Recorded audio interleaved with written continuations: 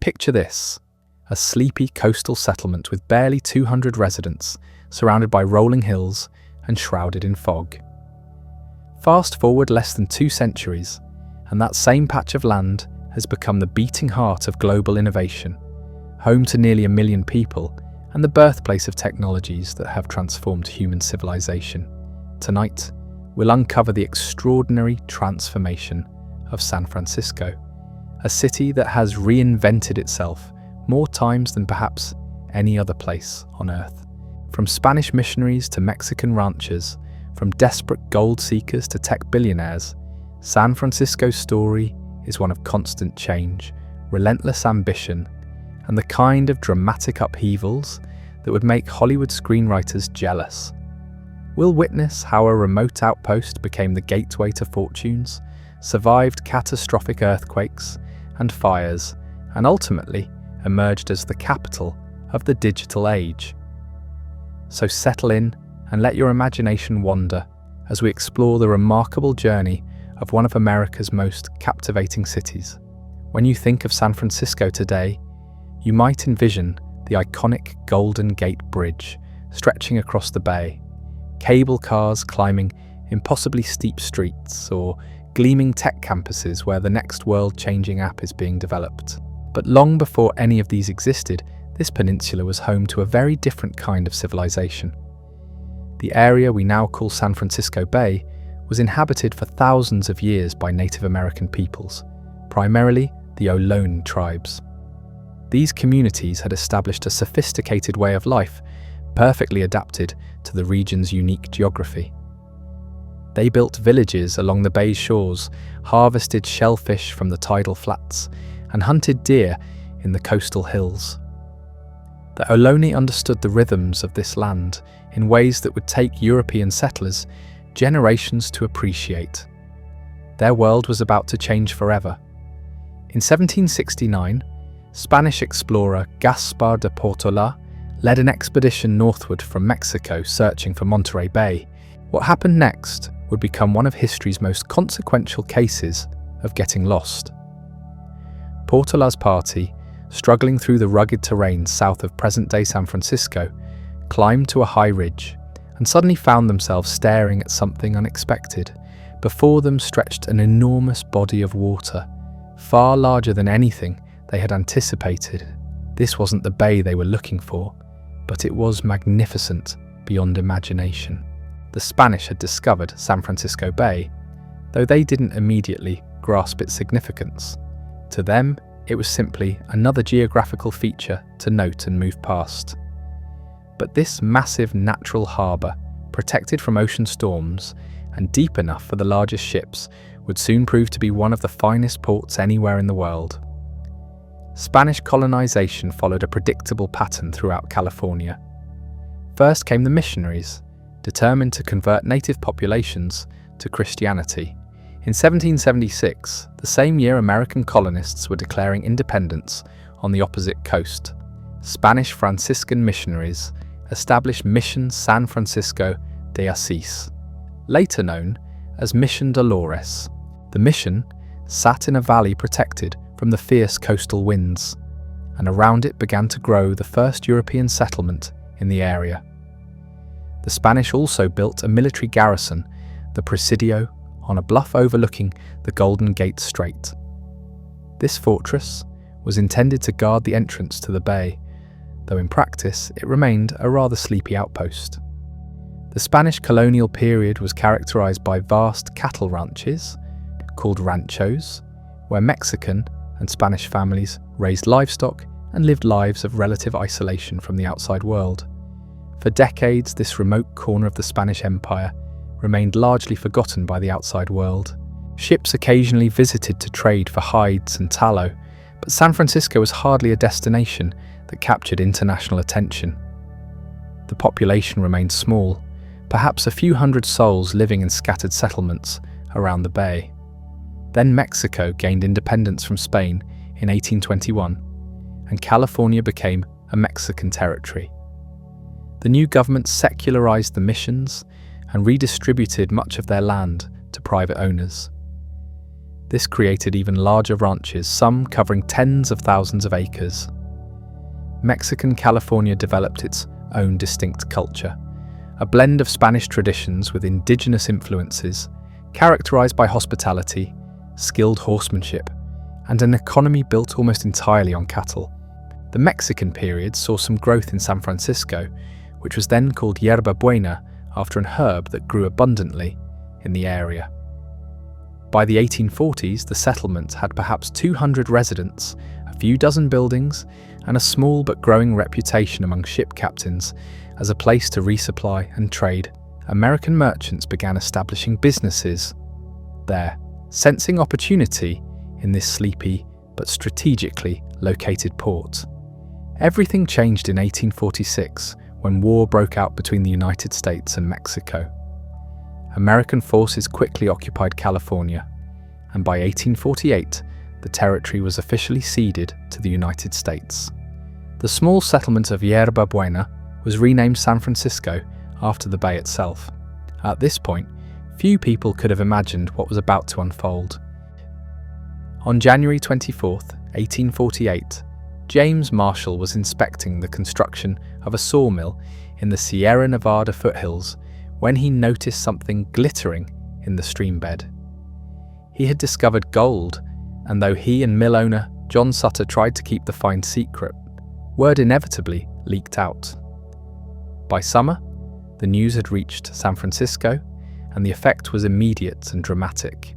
The California gold rush began not with a gradual influx of prospectors, but with a sudden exodus from San Francisco itself. Shopkeepers abandoned their stores, sailors deserted their ships, and soldiers left their posts. Everyone who could walk was heading for the goldfields. For a brief moment, it seemed San Francisco might become a ghost town before it had even properly begun. But then came the 49ers. The discovery of gold in California sent shockwaves around the world. In 1849, people from every corner of the globe began converging on San Francisco, the primary gateway to the goldfields. They came from the eastern United States, travelling either overland, across the dangerous plains and mountains, or by ship around Cape Horn. They came from Mexico, Chile, Peru, and other Latin American countries. They came from China, Australia, and Europe. Each group brought their own languages, customs, and dreams of striking it rich. San Francisco exploded almost overnight. The population jumped from about 1,000 in early 1848 to over 25,000 by the end of 1849. By 1852, the city housed more than 36,000 people. The transformation was so rapid and chaotic that it defied belief. Visitors described a city where buildings went up so fast that construction couldn't keep pace with demand. People lived in tents, in ships pulled up on shore, and in hastily constructed shacks. The harbour filled with abandoned vessels, as crews deserted en masse for the goldfields. These ships were sometimes converted into hotels, stores, and warehouses. The city literally grew around them, with some ships eventually ending up blocks inland as the shoreline was filled in to create more land. San Francisco during the gold rush was unlike anywhere else on Earth. It was a city where fortunes were made and lost daily, where a man could arrive penniless in the morning and own a hotel by evening, or vice versa.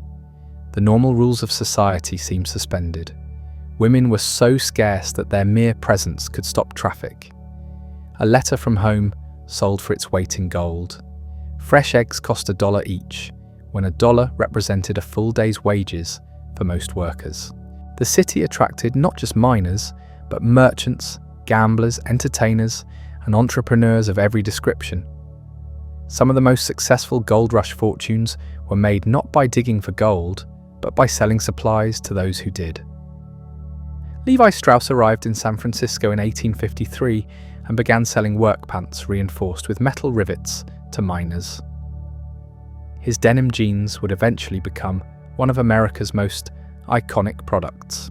The cultural diversity of Gold Rush San Francisco was extraordinary for its time.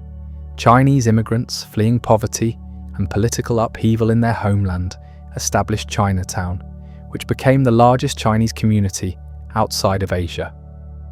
Mexican miners brought their expertise in hard rock mining techniques. Chilean merchants established trading networks up and down the coast. This mixing of cultures created a cosmopolitan atmosphere that would remain one of San Francisco's defining characteristics. But the Gold Rush city was also dangerous and lawless. Crime was rampant, fires were frequent, and vigilante justice was common. The city burned down 6 times between 1849 and 1851, each time rebuilding faster and more substantially than before. Gambling halls, saloons, and brothels lined the muddy streets.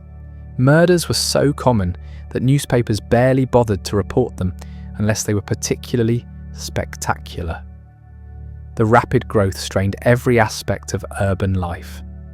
There was no proper sewage system, no organised fire department, and barely any law enforcement. Cholera and other diseases spread rapidly through the crowded, unsanitary conditions. Many of those who survived the dangerous journey to California died not from mining accidents, but from the diseases that flourished in the boomtown environment. Yet for all its chaos and danger, Gold Rush San Francisco possessed an energy and optimism that captivated visitors. This was a place where anything seemed possible, where social barriers that existed elsewhere were temporarily swept aside by the democratic nature of gold fever. A college professor and an illiterate farmer had equal chances of striking it rich. Former slaves worked claims alongside their former masters. The usual markers of social status meant little when everyone was covered in mud and chasing the same dream. As the initial gold rush began to wind down in the mid-1850s, many expected San Francisco to shrink back to its pre-boom size. But the city had achieved something remarkable during those frenzied years. It had established itself as the undisputed commercial centre of the Pacific Coast. The infrastructure built to support the mining boom, the financial institutions created to handle gold transactions, and the transportation networks that connected San Francisco to the interior would all prove valuable long after the easy gold was gone. The merchants and entrepreneurs who had prospered during the gold rush began looking for new opportunities. They invested in agriculture, manufacturing, and shipping. They built grand hotels and theatres to attract visitors and residents. They established banks that would finance the next phase of California's development. Most importantly, they had created a city with a unique character. Restless, innovative, willing to take enormous risks, and absolutely convinced that the next big opportunity was just around the corner. The city that emerged from the gold rush was more than just a collection of buildings and businesses.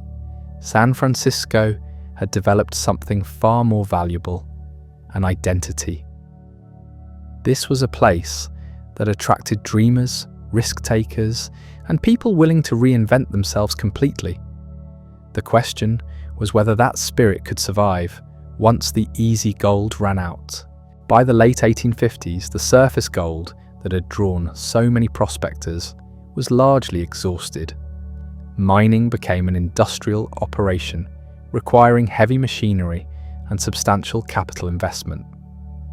Many of the 49ers who had poured into California either returned home disappointed or stayed to try their luck in other ventures. But San Francisco didn't collapse as some predicted. Instead, the city began its first major transformation. The same entrepreneurial energy that had built a metropolis almost overnight now turned toward more permanent enterprises.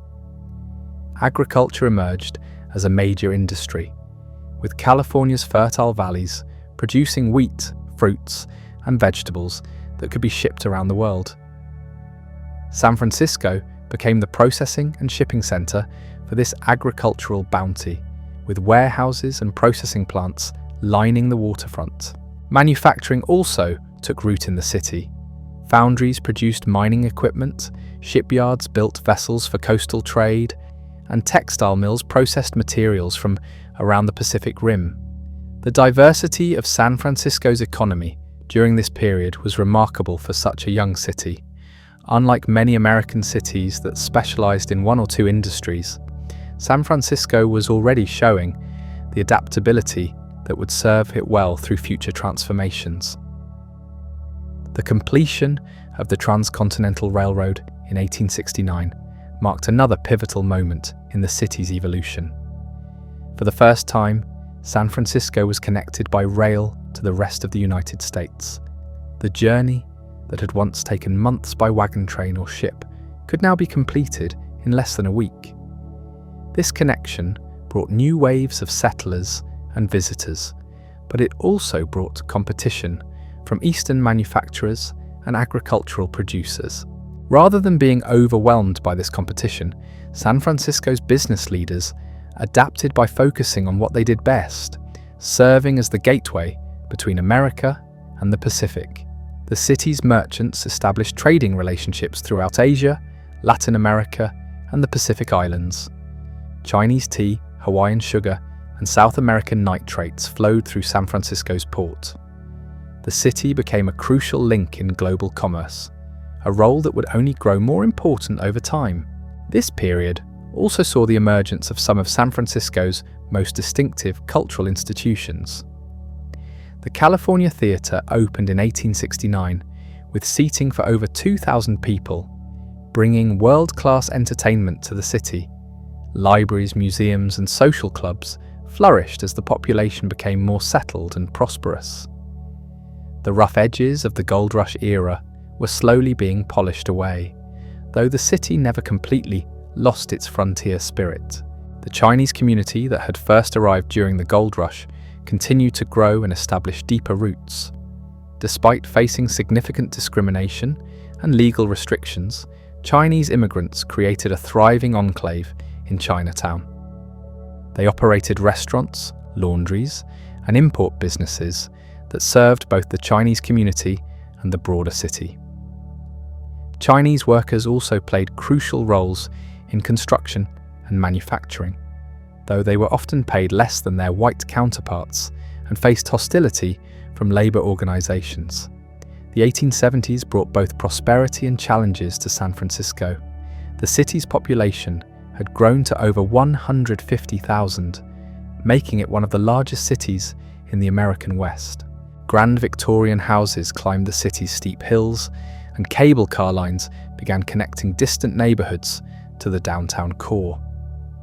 The cable car system, invented by Andrew Halliday in 1873, was perfectly suited to San Francisco's challenging topography and became both a practical transportation solution and an enduring symbol of the city. But economic growth also brought social tensions.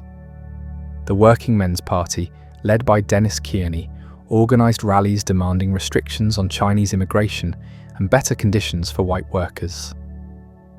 These rallies sometimes turned violent, reflecting the economic anxieties of workers who feared competition from cheaper Chinese labor. The anti-Chinese sentiment would culminate in the Chinese Exclusion Act of 1882, the first major federal law restricting immigration based on race or nationality.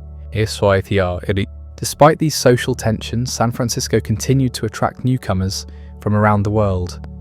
Irish immigrants, many fleeing poverty in their homeland, established themselves in construction, politics, and the Catholic Church hierarchy.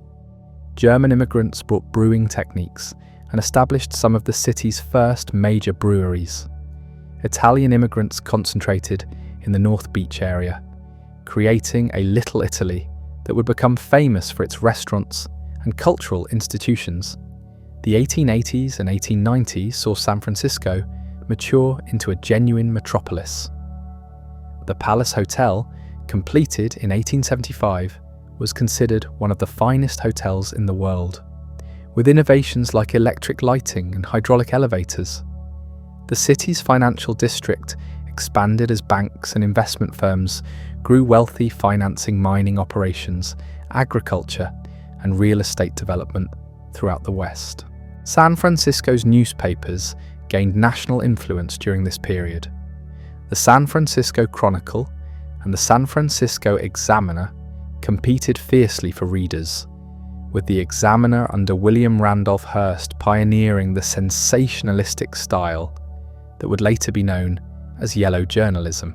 These newspapers didn't just report the news, they shaped public opinion and influenced politics throughout California and beyond. The city's cultural life also flourished. The Bohemian Club, founded in 1872, brought together writers, artists, and intellectuals in an atmosphere of creative collaboration. The club's annual summer encampments in the redwood forests north of the city became legendary gatherings where business leaders, politicians, and artists mingled in an informal setting. This mixing of commerce and culture would become a distinctive feature of San Francisco society. By the 1890s, San Francisco had established itself as the undisputed capital of the American West. The city's banks financed development from Alaska to Mexico. Its shipping companies connected the Pacific coast to markets around the world. Its newspapers were read throughout the region. Most importantly, San Francisco had maintained the innovative spirit that had emerged during the gold rush, while building the institutions necessary for long-term growth and stability. The city's architecture during this period reflected both its growing sophistication and its unique character. Victorian mansions with elaborate wooden decorations covered the residential hills, while downtown featured increasingly tall buildings that pushed the boundaries of contemporary construction techniques. The mix of architectural styles, from simple miners' cottages to ornate commercial palaces, gave San Francisco a visual diversity that matched its cultural complexity. As the 19th century drew to a close, San Francisco appeared to be entering a golden age. The population had reached nearly 350,000, making it the 9th largest city in the United States. The economy was diversified and growing. Cultural institutions rivaled those of much older eastern cities. The port handled more cargo than ever before, connecting California to global markets in ways that would have been unimaginable 50 years earlier. But beneath this prosperity, pressures were building that would soon test the city's resilience in ways the gold rush never had. The very success that San Francisco had achieved created new vulnerabilities. The dense urban development, the reliance on wooden construction, and the complex network of utilities and transportation systems that made modern city life possible also created risks that few fully understood. The new century would bring challenges that would make the chaos of the gold rush seem manageable by comparison, but it would also demonstrate that the spirit of reinvention and adaptation that had built San Francisco from a tiny settlement into a major metropolis was far from exhausted. The city that had already transformed itself multiple times was about to face its greatest test yet, one that would ultimately lead to an even more dramatic rebirth. The dawn of the 20th century found San Francisco brimming with confidence and ambition. The city had weathered economic downturns, labor disputes, and social tensions to emerge stronger than ever. Grand plans were being drawn up for even grander buildings. The business community spoke of making San Francisco the premier city of the Pacific, rivaling New York in importance and Paris in culture. There was talk of hosting a World's Fair, of building even taller skyscrapers, of expanding the port facilities to handle the growing trade with Asia. But at 5:12 in the morning on April 18th, 1906, the Earth had other plans. The Great San Francisco earthquake lasted less than a minute, but those 47 seconds changed everything. The initial shock, estimated at magnitude 7.9, was felt from Oregon to Los Angeles. In San Francisco, the ground rolled like ocean waves, and buildings that had stood for decades crumbled in an instant. The elegant Victorian mansions that crowned the city's hills swayed and collapsed. The grand hotels and office buildings downtown, pancaked floor-by-floor streets, split open, creating chasms that swallowed carriages and streetcars. But the earthquake was only the beginning. Ruptured gas lines ignited fires throughout the city. The elaborate water mains that supplied fire hydrants were shattered, leaving firefighters helpless as flames spread from building to building. What began as dozens of separate fires quickly merged into massive conflagrations that consumed entire neighborhoods. The fire department's chief was killed when a chimney collapsed on him as he rushed to coordinate the response, leaving the firefighting efforts in chaos. For 3 days and nights, San Francisco burned. The flames were so intense they created their own weather systems, generating winds that spread the fire even faster. Residents fled with whatever they could carry, streaming toward the waterfront and the city's parks. Many found themselves cut off by walls of fire, forced to take shelter in places like Golden Gate Park, where thousands of refugees camped under the open sky. The scope of the destruction was almost incomprehensible. More than 28,000 buildings were destroyed, representing about 80% of the city. The entire downtown business district was gone. Chinatown was obliterated. The mansions of Nob Hill were reduced to charred ruins. An estimated 3,000 people died, though the true number may never be known, as many bodies were never recovered from the rubble and flames. In the immediate aftermath, San Francisco resembled a war zone more than a major American city. Martial law was declared, and federal troops patrolled the streets. Refugees lived in tent cities that stretched across the city's parks and open spaces. Basic services like water, electricity, and telephone service were completely disrupted. Many observers predicted that San Francisco would never recover, that the destruction was so complete that the city would simply be abandoned. They had underestimated the San Francisco spirit. Even before the fires were fully extinguished, city leaders were making plans for reconstruction. Rather than simply rebuilding what had been lost, they saw the disaster as an opportunity to create something better. Daniel Burnham, the famous city planner who had designed the 1893 Chicago World's Fair, had actually prepared a comprehensive plan for San Francisco's improvement just before the earthquake. Though his grand vision of broad boulevards and civic centers was only partially implemented, the disaster did allow for some significant improvements to the city's layout. The reconstruction effort was remarkable for its speed and ambition. Within 3 years of the earthquake, most of the downtown area had been rebuilt, often with structures that were larger and more impressive than their predecessors. New building codes required more earthquake-resistant construction techniques, though the understanding of seismic engineering was still primitive by today's standards. The use of steel frame construction became much more common, creating buildings that could flex with ground movement rather than simply collapsing. The social impact of the disaster was equally significant. The earthquake and fire had destroyed not just buildings, but many of the social barriers that had divided the city. Rich and poor, native-born and immigrant, all found themselves refugees together in the same tent cities. This shared experience of loss and rebuilding created new bonds across traditional divisions, though some old prejudices unfortunately reasserted themselves during the Reconstruction period. The Chinese community faced particular challenges during the rebuilding. Chinatown had been completely destroyed, and there were efforts by some city officials to relocate the Chinese population to less valuable land outside the city centre. However, the Chinese community organised effectively to resist these attempts, ultimately rebuilding Chinatown in its original location, but with architecture that was more deliberately exotic than before, designed to attract tourists and demonstrate the community's permanent place in San Francisco. The earthquake also accelerated certain social and political changes that had been building in the years before the disaster.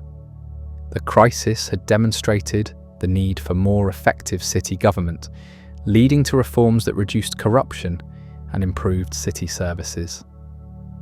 Women played crucial roles in organising relief efforts and refugee camps, contributing to the growing momentum for women's suffrage. Labour organisations gained strength as workers organised to demand better wages and conditions during the Reconstruction boom. Economically, the disaster proved to be less catastrophic than initially feared. Insurance companies, both American and foreign, paid out enormous claims for the destroyed property, pumping money into the reconstruction efforts. The federal government provided significant aid, and donations poured in from around the world. More importantly, the fundamental economic advantages that had made San Francisco prosperous, its harbor, and its position as gateway to the Pacific remained intact. The rebuilt city that emerged from the rubble was in many ways more impressive than what had been destroyed. The new downtown featured taller, more elegant buildings designed to showcase San Francisco's resilience and ambition. The Fairmont Hotel, which had been under construction when the earthquake struck, was completed and became a symbol of the city's determination to rebuild better than before the Saints. Francis Hotel, rebuilt with every modern convenience, attracted visitors from around the world who came to see the phoenix that had risen from the ashes. By 1910, San Francisco's population had not only recovered, but had grown to over 400,000 people. The Panama Pacific International Exposition, held in 1915 to celebrate the completion of the Panama Canal and San Francisco's recovery from the earthquake, attracted nearly 19 million visitors. The fair was held on land that had been created by filling in part of the bay, demonstrating the city's continued ability to literally reshape its geography to meet its needs. The exposition showcased not just San Francisco's recovery, but its vision for the future. Exhibits featured the latest technological innovations, from electric appliances to early automobiles. The fair's architecture, a mix of classical and exotic styles, influenced building design throughout the Bay Area for years to come. Most importantly, the exposition demonstrated that San Francisco had not just survived the disaster, but had used it as a springboard to greater prominence. The period following the earthquake also saw significant changes in the city's cultural and social landscape.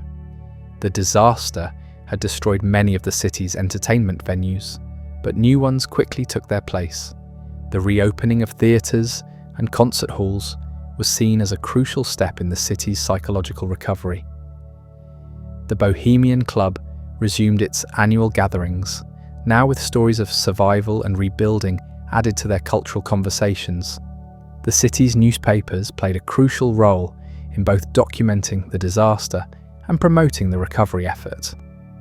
The Chronicle and the Examiner competed to provide the most comprehensive coverage of the reconstruction, helping to maintain public morale and attract new residents and businesses to the city. Their reporting also helped establish the narrative of San Francisco as a city of extraordinary resilience, a story that would be repeated many times in the decades to come. The earthquake and reconstruction also marked the beginning of San Francisco's modern relationship with technology and innovation. The disaster had demonstrated the vulnerability of traditional construction methods and urban infrastructure, leading to experimentation with new materials and techniques. The city became a testing ground for innovations in everything from fire-resistant building materials to improved water distribution systems. Perhaps most significantly, the experience of losing everything and rebuilding from scratch reinforced San Francisco's cultural willingness to embrace change and take risks. Other cities might have been traumatized by such complete destruction, but San Francisco seemed to interpret the disaster as confirmation that dramatic change was not only possible, but could lead to something better than what came before. This attitude would prove crucial as the city entered the 1920s and faced new challenges and opportunities. The completion of the Panama Canal had made San Francisco an even more important port for trade between the Atlantic and Pacific. The growing importance of automobile transportation was changing how cities were designed and how people lived. New industries were emerging that would eventually transform not just San Francisco, but the entire world. The generation that had rebuilt San Francisco after the earthquake was now in positions of leadership throughout the city's business, political, and cultural institutions. They had learned that apparent disasters could become opportunities, that established ways of doing things could be completely reimagined, and that bold action could produce results that seemed impossible to more cautious observers. As the 1920s began, San Francisco was poised for its next transformation. The city had proven its ability to literally rise from ashes, but the changes ahead would be different in character. Rather than rebuilding what had been lost, San Francisco would soon be creating entirely new industries and new ways of living that had never existed before. The entrepreneurial spirit that had driven the gold rush and the resilience that had rebuilt the city after the earthquake would now be channeled into innovations that would ultimately change how people around the world lived, worked, and connected with each other. The stage was set for San Francisco to become not just a recovered city, but a city that would help define the modern world. But first, it would have to navigate the cultural upheavals of the Roaring '20s and the economic challenges of the Great Depression, each of which would test and strengthen the city's capacity for reinvention in their own unique ways. The 1920s arrived in San Francisco like a jazz symphony played at double speed. The city that had rebuilt itself from earthquake rubble now found itself swept up in the cultural revolution that was transforming America. Prohibition had officially banned alcohol, but San Francisco's relationship with such federal mandates had always been somewhat flexible. Speakeasies flourished in basement clubs and hidden rooms behind legitimate businesses, creating an underground nightlife that rivaled anything found in New York or Chicago. The waterfront districts became particularly notorious for their clandestine establishments. Ships arriving from distant ports often carried more than legal cargo, and the city's complex geography of hills and hidden coves provided perfect cover for bootleggers. The same entrepreneurial spirit that had built fortunes during the gold rush now found expression in the elaborate networks that kept alcohol flowing. Despite federal prohibition, police raids were frequent but often ineffective, as establishment owners had developed sophisticated warning systems and escape routes. But the real transformation of San Francisco in the 1920s went far deeper than illegal drinking establishments. The city was becoming a magnet for artists, writers, and creative individuals who were drawn by its reputation for tolerance and innovation. North Beach emerged as a bohemian quarter, where poets gathered in coffee houses and artists rented cheap studios in converted warehouses. The neighborhood's Italian heritage provided an authentic European atmosphere that attracted those seeking alternatives to mainstream American culture. The film industry, still in its relative infancy, discovered San Francisco's dramatic landscapes and distinctive architecture. Movie crews became regular sights on the city's steep streets, using the cable cars and Victorian houses as backdrops for stories that would be seen around the world. While Hollywood was establishing itself as the center of American filmmaking, San Francisco provided a more sophisticated, cosmopolitan setting that directors found irresistible for certain types of stories. Jazz music found a particularly receptive audience in San Francisco's diverse neighborhoods. The city's long history of cultural mixing created an environment where musical fusion was not just accepted, but celebrated African American musicians who had migrated from the South during the Great Migration, found opportunities in San Francisco's clubs and theaters that were denied to them in other cities.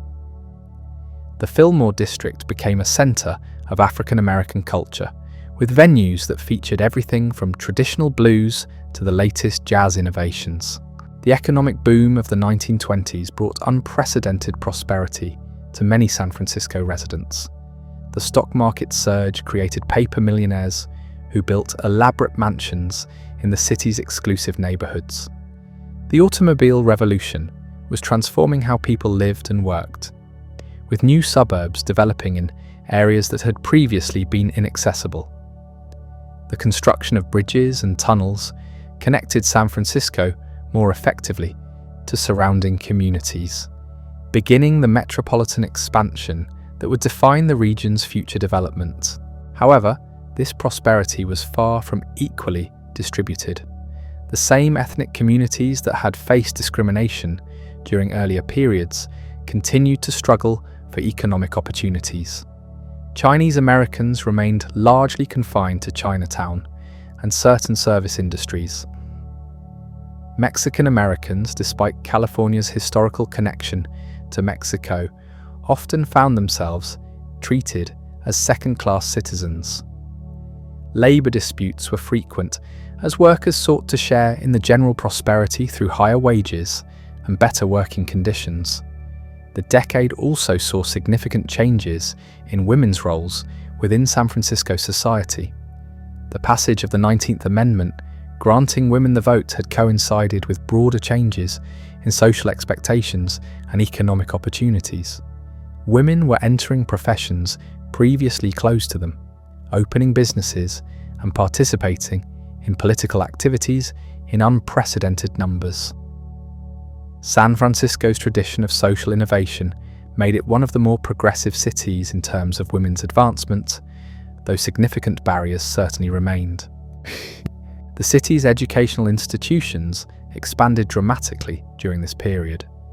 The University of California's presence in nearby Berkeley created a pipeline of educated young people who often chose to remain in the Bay Area after graduation. Private colleges and technical schools proliferated, responding to the growing demand for specialized skills in an increasingly complex economy. This concentration of educational resources would prove crucial for the city's future development, creating the intellectual infrastructure necessary for later technological innovations. San Francisco's port continued to grow in importance as trade with Asia expanded throughout the decade. The completion of various infrastructure projects made the harbour more efficient and capable of handling larger ships. Warehouses and processing facilities stretched along the waterfront, handling goods from around the Pacific Rim. The city's merchants established trading relationships that extended from Japan to Chile, making San Francisco a crucial link in global commerce networks. The cultural institutions that had been rebuilt after the earthquake matured during the 1920s into world-class organizations. The San Francisco Symphony, the Opera Company, and various museums attracted international attention and world-renowned performers. The city's reputation for sophisticated culture became a significant factor in attracting both visitors and new residents who might otherwise have chosen Los Angeles or Seattle as their West Coast destination. Architecture during this period reflected both the influence of national trends and San Francisco's distinctive character. Art Deco buildings began appearing downtown, their sleek lines and geometric patterns representing modernity and progress.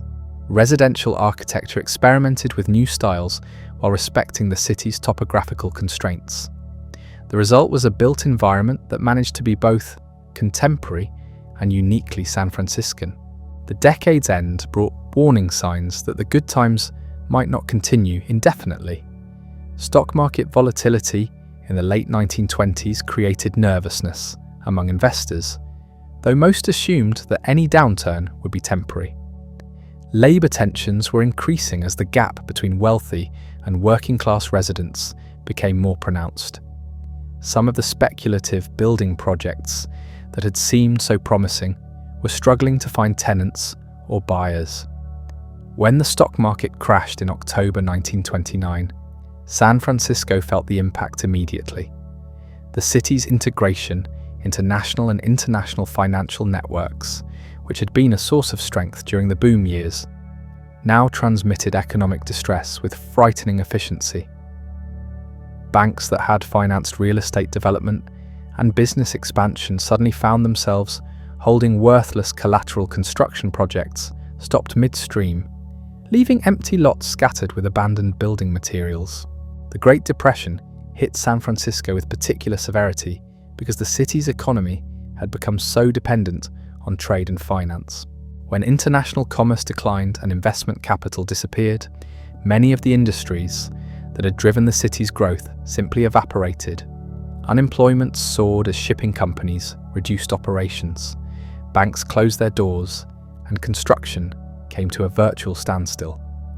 Breadlines formed outside churches and charitable organizations as families who had prospered during the 1920s found themselves unable to afford basic necessities. The tent cities that had housed earthquake refugees were replaced by shanty towns where the unemployed built shelters from scrap materials. These communities, sarcastically dubbed Hoovervilles after President Herbert Hoover, sprouted in vacant lots and unused public spaces throughout the city. The social tensions that had simmered beneath the prosperity of the 1920s now erupted into open conflict. Competition for scarce jobs intensified ethnic and racial prejudices, leading to violence and discrimination that the city had not seen since the aftermath of the earthquake. Labor unions organized strikes and protests demanding government intervention, while business leaders argued for reduced spending and lower taxes to encourage investment. Yet even during the darkest years of the Depression, San Francisco retained the innovative spirit that had carried it through previous crises. Artists and writers who could no longer afford commercial rents created cooperative studios and alternative venues. Musicians developed new forms of entertainment that cost little to produce, but provided crucial psychological relief for struggling communities. Neighborhood organizations emerged to provide mutual support and share resources among families facing similar hardships. The federal government's response to the Depression brought significant changes to San Francisco's physical and social landscape. New Deal programs employed thousands of workers on public projects that improved the city's infrastructure while providing desperately needed jobs. The construction of the Golden Gate Bridge, which began during the Depression, became a symbol of hope and determination that captured national attention. The bridge project itself represented everything that made San Francisco unique. The engineering challenges were enormous, requiring innovations in materials and construction techniques that had never been attempted before. The aesthetic vision was equally ambitious, with designers creating a structure that was not merely functional, but genuinely beautiful. The project brought together workers from many different backgrounds and skill levels, creating temporary communities that reflected the city's diverse population. Work on the bridge proceeded despite numerous obstacles, including treacherous weather conditions, complex financing arrangements, and skepticism from critics who doubted that such an ambitious project could succeed. The workers who built the bridge faced constant danger from high winds, fog, and the risk of falling into the frigid waters below. Safety innovations developed during the construction process became standard practices in the construction industry nationwide. The completion of the Golden Gate Bridge in 1937 marked a turning point not just for San Francisco, but for the entire region. The structure connected the city to Marin County and points north, opening new possibilities for residential and commercial development. More symbolically, the bridge demonstrated that even during the worst economic crisis in the nation's history, American ingenuity and determination could still produce achievements that seemed to defy the possible. The bridge's impact on San Francisco's identity was immediate and lasting. The elegant span became the city's most recognizable symbol, appearing on postcards, movie screens, and in the imagination of people around the world who had never visited California. The international orange color chosen for the bridge was both practical, improving visibility in San Francisco's frequent fog, and aesthetic, complementing the natural beauty of the bay and surrounding hills. As the 1930s progressed, other New Deal projects continued to reshape San Francisco's physical infrastructure. The construction of Coit Tower provided both employment, and a new landmark that celebrated the city's history and character. Public housing projects offered alternatives to the substandard accommodations that had housed many working-class families. Since the Gold Rush era, parks and recreational facilities were expanded and improved, creating public spaces that served residents regardless of their economic circumstances. The cultural life of Depression-era San Francisco developed its own distinctive character, shaped by both economic constraints and creative innovation. Theatre groups performed in unconventional venues, often addressing social and political themes that reflected the struggles of ordinary people. Writers and journalists documented the experiences of different communities as they adapted to changed circumstances. Musicians experimented with new sounds that incorporated influences from the city's diverse ethnic populations. The labor movement gained significant strength during this period as workers organized to demand better conditions and protection from economic instability. San Francisco became a center of labor activism, with strikes and organizing campaigns that influenced national policy. The 1934 general strike that paralyzed the city for several days demonstrated the power of organized workers and forced employers and government officials to take labor concerns seriously. These labor disputes also revealed the complex tensions within San Francisco's working class. Ethnic and racial divisions sometimes prevented unified action, while differences in skill levels and economic circumstances created competing interests among various worker groups. However, the shared experience of economic hardship also created new alliances and solidarity across traditional boundaries. By the late 1930s, San Francisco was beginning to recover from the worst effects of the Depression, though full prosperity would not return until the war economy of the 1940s created new demands for the city's products and services.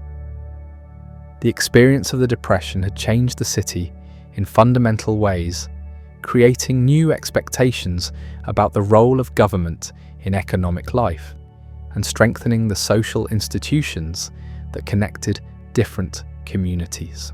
The generation that had lived through both the earthquake reconstruction and the Depression possessed a unique combination of optimism and realism that would serve the city well in the challenges ahead. They had learned that catastrophic change was survivable, that innovation could emerge from necessity, and that San Francisco's greatest asset was not its natural advantages, but the creativity and determination of its residents.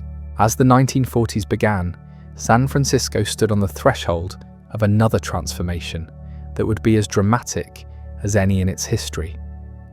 The city that had been built by gold seekers, rebuilt after earthquake and fire, and sustained through economic collapse, was about to become a crucial player in a global conflict that would reshape the entire world.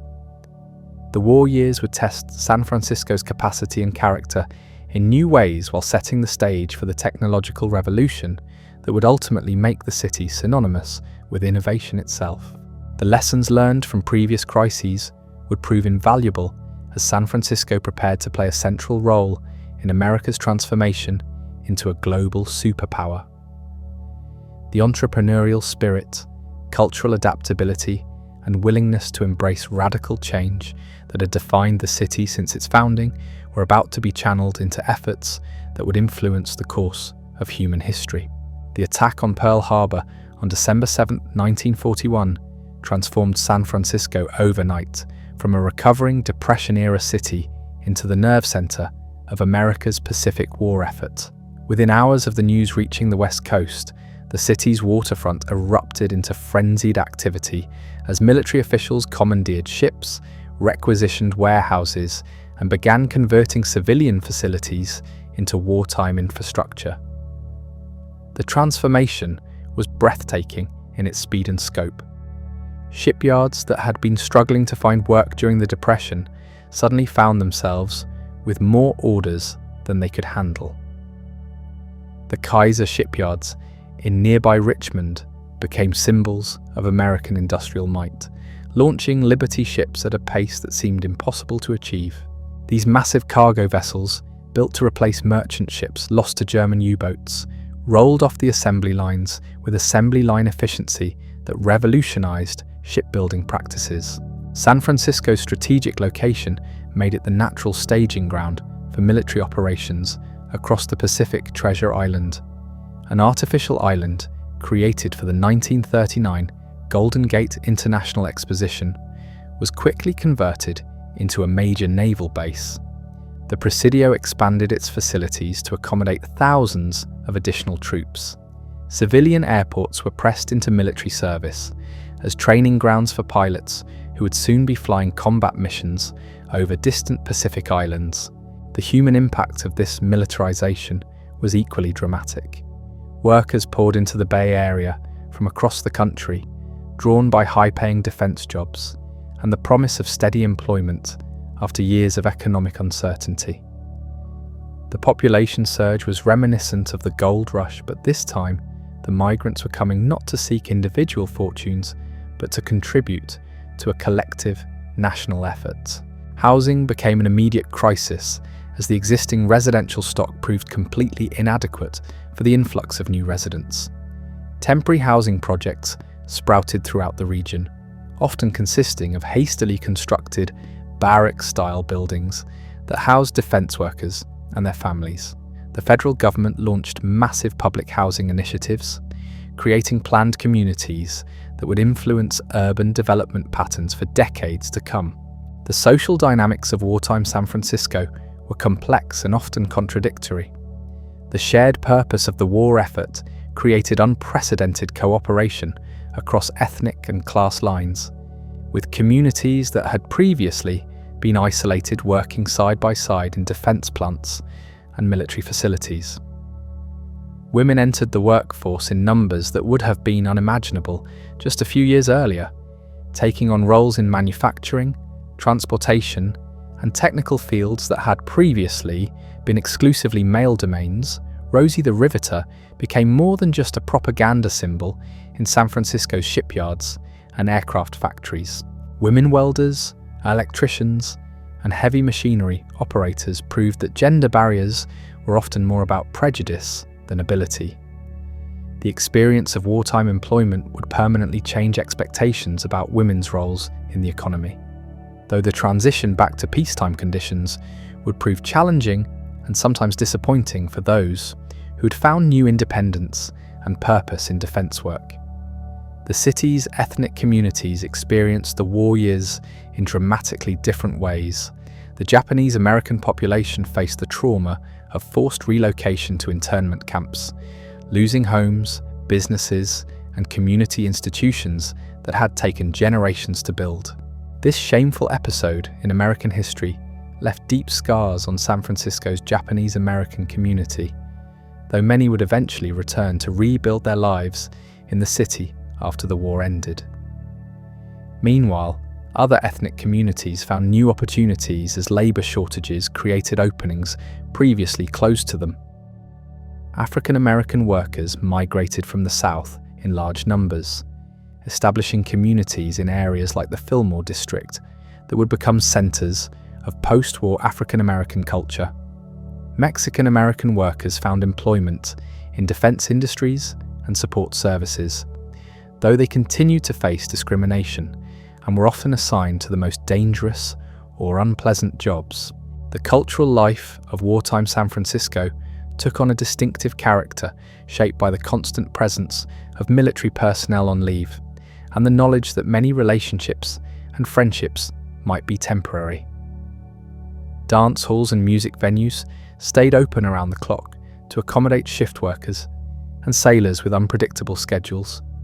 The city's restaurants adapted their menus to rationing restrictions, while trying to maintain the cosmopolitan dining scene that had long been one of San Francisco's attractions. Rationing affected every aspect of daily life, from the availability of gasoline and rubber to basic food items like meat, sugar, and coffee.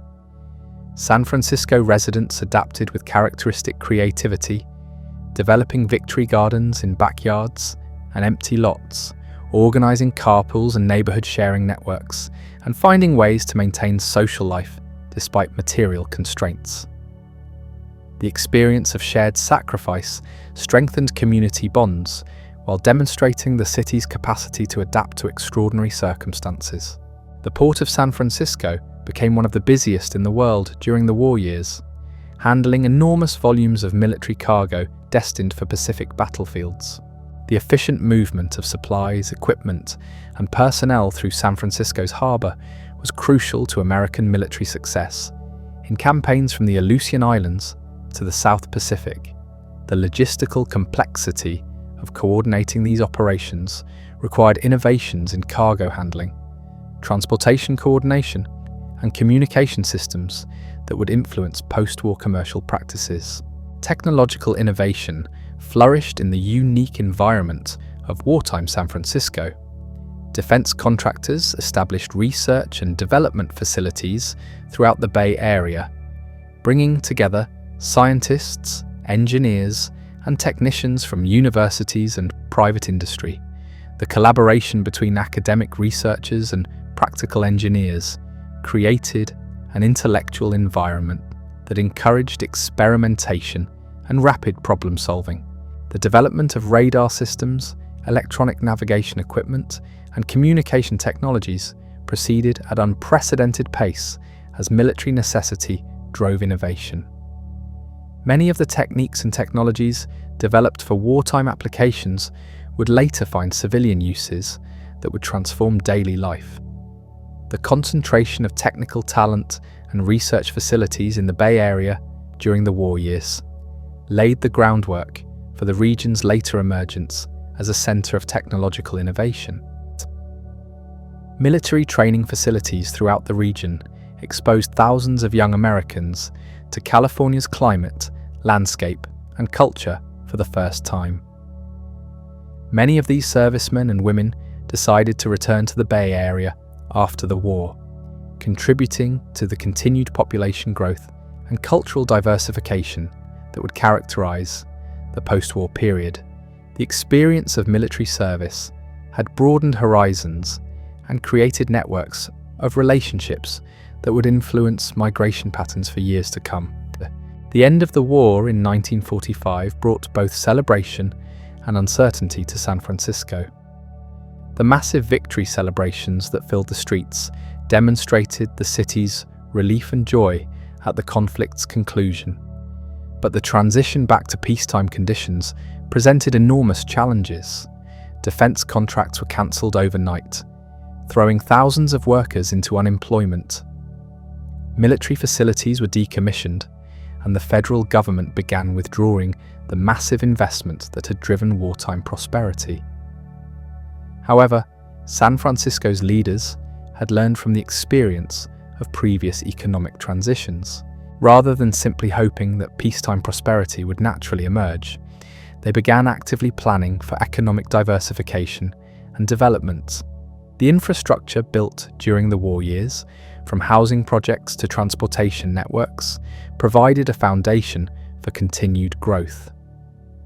More importantly, the concentration of technical expertise and industrial capacity created opportunities for new kinds of economic activity. The returning veterans brought with them not only military experience, but also exposure to new technologies and ways of organizing complex operations.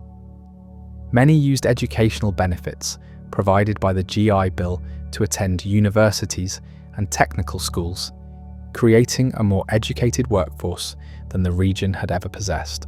The combination of practical experience, technical training, and entrepreneurial ambition would prove to be a powerful force for innovation and economic development. The post-war housing boom transformed the physical landscape of the Bay Area as developers rushed to meet the pent-up demand for civilian housing. Suburban communities spread across former agricultural land, connected to San Francisco by improved transportation networks. The automobile became central to this new pattern of development, as families sought larger homes, with private yards and communities designed around car ownership rather than public transportation. This suburban expansion represented a significant departure from San Francisco's traditional pattern of dense urban development. The new communities were planned from the beginning with different assumptions about family life, work patterns, and social organization. Shopping centers replaced traditional commercial districts, while single-family homes on individual lots became the standard rather than the exception. The changes in residential patterns were accompanied by shifts in the city's economic base. While manufacturing remained important, service industries began to play a larger role in the regional economy. Finance, insurance, and business services expanded as San Francisco solidified its position as the commercial center of the West Coast. The city's banks and investment firms financed development throughout the region while maintaining connections to national and international markets. Cultural institutions that had survived the war years now found new audiences and expanded opportunities. The San Francisco Symphony, Opera Company, and various museums attracted both local residents and visitors from the growing suburban communities. The city's restaurants and entertainment venues adapted to serve both traditional urban customers and the new suburban visitors who drove into the city for special occasions. The late 1940s and early 1950s saw the emergence of new forms of artistic expression that reflected both the optimism of the post-war period and the underlying anxieties of the atomic age. Writers and artists gathered in North Beach coffeehouses and galleries, developing new styles and themes that would eventually influence national cultural trends. The Beat movement, though it wouldn't fully emerge until the mid-1950s, had its roots in the experimental artistic communities that formed in post-war San Francisco. The city's universities and research institutions expanded dramatically during this period, supported by federal funding and growing enrollment from veterans using educational benefits. Stanford University, located south of San Francisco in Palo Alto, began developing the research programs and industry connections that would eventually make it central to the region's technological development.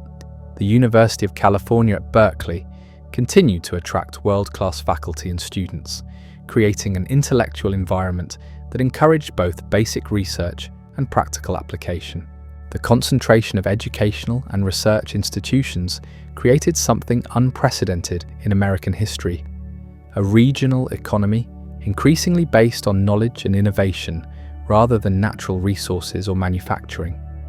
While this transformation was not yet complete, the foundations were being laid for what would eventually become known as Silicon Valley, though that name and the industries it represented were still years in the future.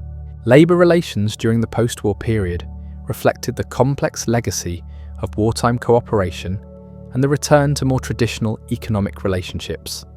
Unions that had grown strong during the war years now faced employers eager to reduce costs and reassert managerial control.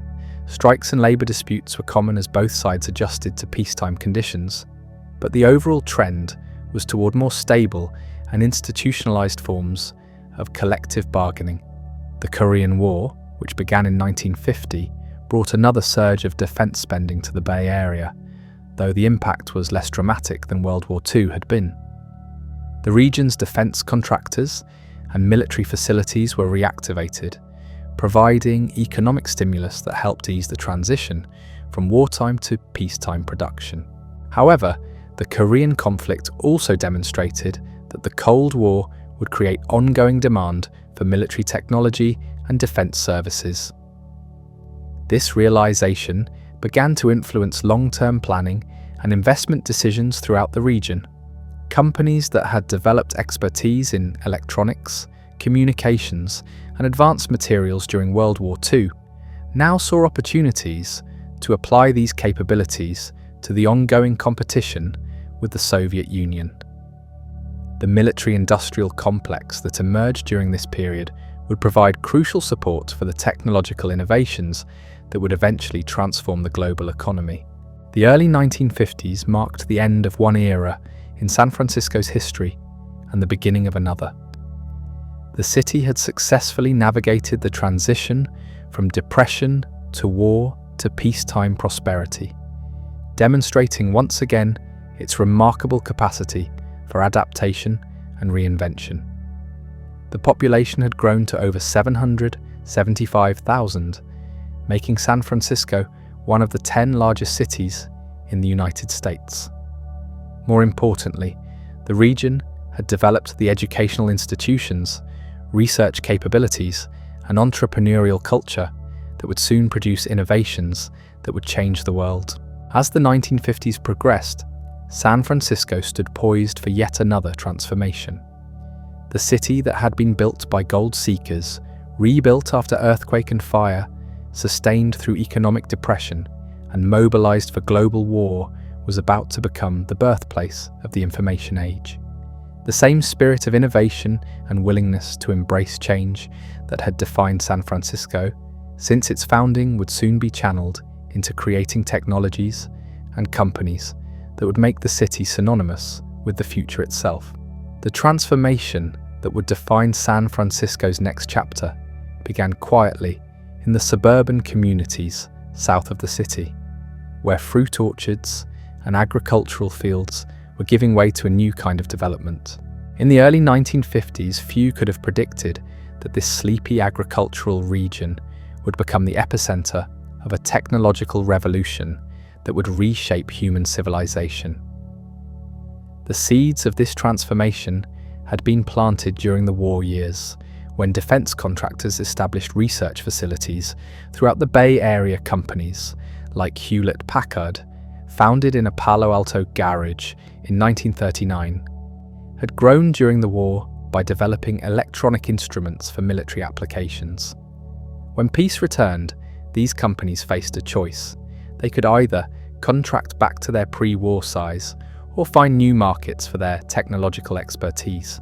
The decision to pursue civilian applications of military technology would prove to be one of the most consequential choices in American business history.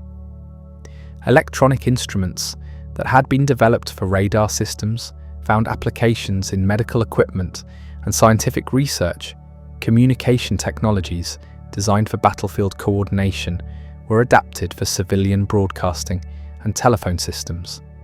The expertise gained in miniaturizing electronic components for aircraft and naval vessels would soon revolutionize consumer products.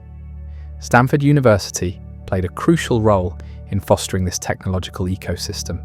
Under the leadership of Dean Frederick Terman, the engineering school actively encouraged faculty and students to start companies that could commercialize their research. This was a radical departure from traditional academic practice, which had maintained strict separation between university research and commercial application.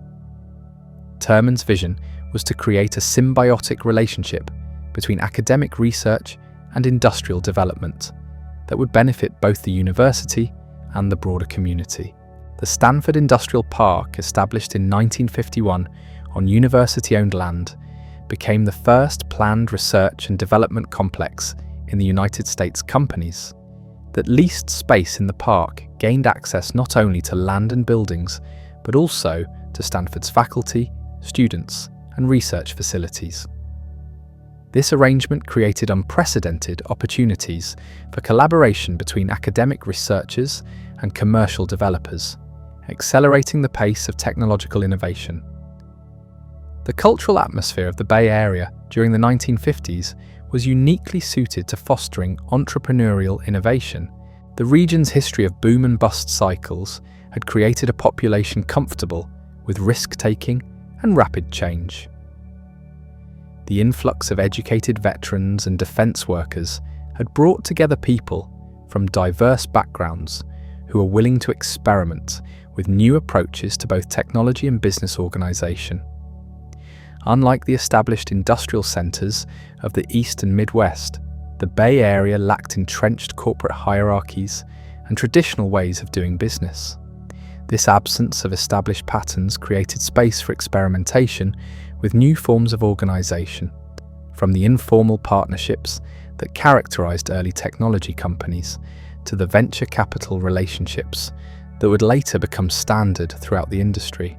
The semiconductor revolution that would ultimately transform the global economy began in 1956 when 8 researchers left Shockley Semiconductor Laboratory to form Fairchild Semiconductor. This event, which became known as the Traitorous 8 incident, established a pattern of entrepreneurial mobility that would become characteristic of Silicon Valley culture. Unlike traditional industries where employees typically spent entire careers with single companies, the technology sector embraced the idea that talented individuals should move freely between organizations, spreading knowledge and creating new opportunities for innovation. Fairchild Semiconductor's success in developing integrated circuits attracted additional companies and investment to the region. Each new company created demand for suppliers, service providers, and supporting businesses, generating a self-reinforcing cycle of growth and development. The concentration of related businesses in a relatively small geographic area created what economists would later recognize as an industrial cluster, where the proximity of competing and complementary companies accelerated innovation and reduced costs. The venture capital industry that would become synonymous with Silicon Valley emerged during this period as traditional sources of business financing proved inadequate for technology startups. Banks were reluctant to lend money to companies with few tangible assets, while stock markets were skeptical of businesses based on unproven technologies. Venture capital partnerships offered an alternative source of funding that was better suited to the high-risk, high-reward nature of technology development. The relationship between entrepreneurs and venture capitalists was fundamentally different from traditional business financing arrangements. Rather than simply lending money, venture capitalists became partners in the businesses they funded, providing not only capital, but also expertise, connections, and strategic guidance. This model of active investment would prove crucial to the success of many technology companies that lacked the business experience necessary to navigate complex markets and regulatory environments. The cultural impact of this technological development extended far beyond the business community. San Francisco's artistic and intellectual communities were fascinated by the possibilities of electronic technology and began experimenting with new forms of creative expression. Musicians explored electronic instruments and recording techniques, while visual artists incorporated new materials and processes into their work. The city's tradition of cultural experimentation found new outlets in the intersection of art and technology. The Beat movement, which reached its peak in the late 1950s, developed alongside the early technology boom, though the two phenomena seem to represent opposing values. While technologists focused on rationality, efficiency, and commercial success, beat writers and artists emphasized spontaneity, spirituality, and rejection of conventional social norms. However, both movements shared a willingness to challenge established ways of thinking and living, creating a cultural environment that encouraged experimentation and innovation. The geographic expansion of the technology industry began to reshape the physical landscape of the peninsula south of San Francisco. Agricultural land was subdivided for industrial development, while residential communities grew to house the expanding workforce. The Santa Clara Valley, which had been known for its fruit orchards, gradually acquired the nickname Silicon Valley as semiconductor companies became the dominant economic force in the region. This transformation was not without controversy. Agricultural communities that had existed for generations found themselves surrounded by industrial development and suburban housing tracts. Environmental concerns began to emerge as manufacturing processes introduced new forms of pollution to air and water systems. The rapid pace of development strained infrastructure and public services, creating challenges that local governments struggled to address.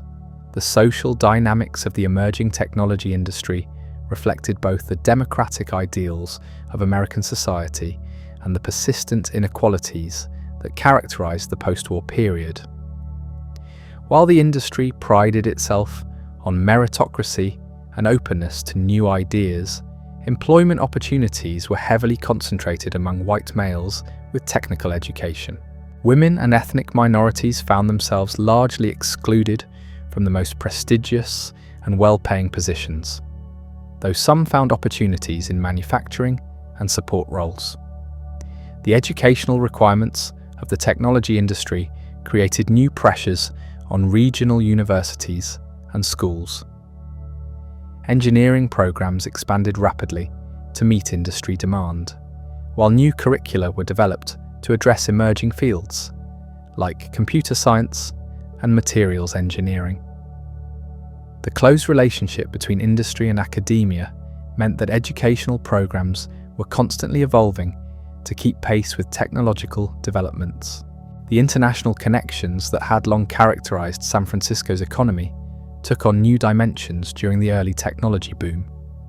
Companies established relationships with suppliers and customers around the world, while researchers and engineers from other countries came to the Bay Area to participate in cutting-edge projects. This global perspective would prove crucial as the technology industry evolved from serving primarily American markets to addressing worldwide demand for advanced products and services. The military continued to play an important role in technology development throughout the 1950s and early 1960s, providing both funding for research and guaranteed markets for new products. The space program, initiated in response to Soviet achievements in satellite technology, created additional demand for miniaturized electronics and advanced materials. Defense contracts often provided the initial revenue that allowed technology companies to develop capabilities that could later be applied to civilian markets. The Cuban Missile Crisis of 1962 highlighted the strategic importance of advanced technology and accelerated investment in electronic systems for military and civilian applications. The crisis also demonstrated the potential dangers of nuclear technology, contributing to a cultural shift that would eventually influence how Americans thought about the relationship between technological progress and human welfare. As the 1960s began, the San Francisco Bay Area had established itself as a center of technological innovation that rivaled or exceeded any other region in the world. The combination of world-class universities, entrepreneurial culture, venture capital funding, and diverse population had created conditions that fostered rapid development of new industries and new ways of organizing economic activity.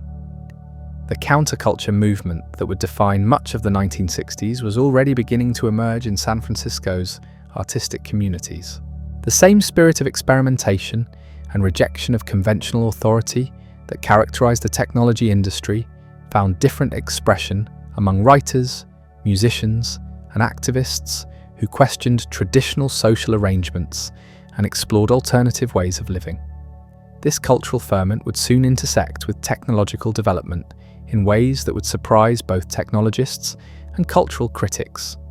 The personal computer revolution, the internet, and the digital transformation of media and communication would all emerge from the unique combination of technical expertise and cultural experimentation that characterized the San Francisco Bay Area during this pivotal period in American history. The stage was set for San Francisco to become not just a center of technological innovation, but the birthplace of a new relationship between human beings and the digital tools they would create. The city that had been transformed by gold rushes, earthquakes, wars, and economic upheavals was about to undergo its most fundamental transformation. Yet, one that would ultimately influence how people around the world worked, communicated, and understood their place in an increasingly connected global society. The convergence of technological capability and cultural creativity that was beginning to emerge in the early 1960s would soon produce innovations that went far beyond what even the most optimistic observers could have imagined. San Francisco was about to become synonymous not just with technological progress, but with a vision of the future that challenged fundamental assumptions about human potential and social organization. The transformation of San Francisco in the 1960s unfolded like a series of concentric circles, each ripple of change creating new possibilities that no one had anticipated. The technology companies sprouting throughout the peninsula were developing capabilities that seemed almost magical to outside observers, while in the city itself, a different kind of revolution was taking shape in coffee houses, music venues, and communal living spaces scattered throughout neighborhoods like the Haight-Ashbury. The intersection of these two movements began in unexpected ways. Computer programmers working for defense contractors during the day found themselves drawn to the experimental music and art scenes that flourished in North Beach, and the Fillmore graduate students from Stanford and Berkeley brought mathematical precision to light shows and electronic music performances. The rigid hierarchies of corporate America seemed increasingly irrelevant to young people who had grown up questioning authority and exploring alternative ways of organizing human relationships. Stuart Brand, a former Army paratrooper turned multimedia artist, embodied this convergence of technological fascination and countercultural values.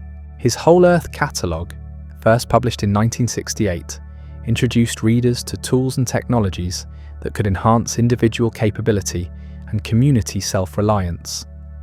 The catalogue featured everything from advanced computing equipment to organic farming techniques, reflecting a belief that technology should serve human potential rather than corporate or military objectives.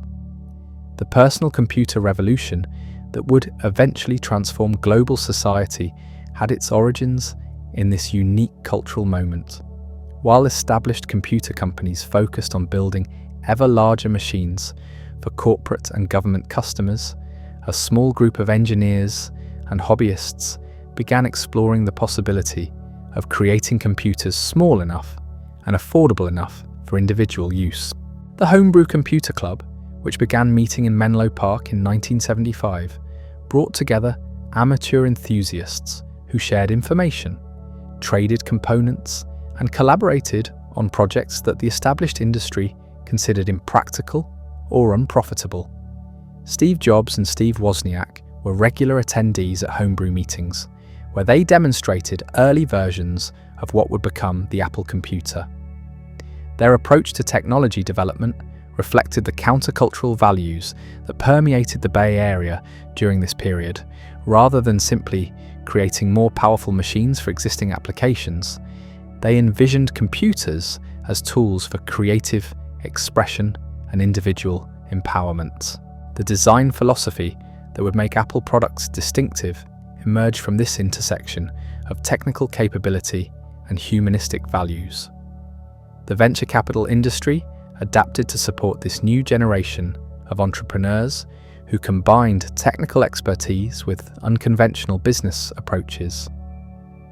Traditional corporate culture, with its emphasis on hierarchical authority and standardized procedures, seemed poorly suited to industries where rapid innovation and creative problem-solving were essential. New organizational models emerged that emphasized flat hierarchies, stock ownership for employees, and corporate cultures that resembled academic research environments more than traditional manufacturing companies.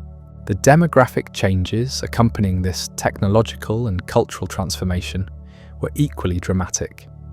The Bay Area attracted young, educated professionals from around the world who were drawn by opportunities to participate in cutting-edge projects and alternative lifestyles.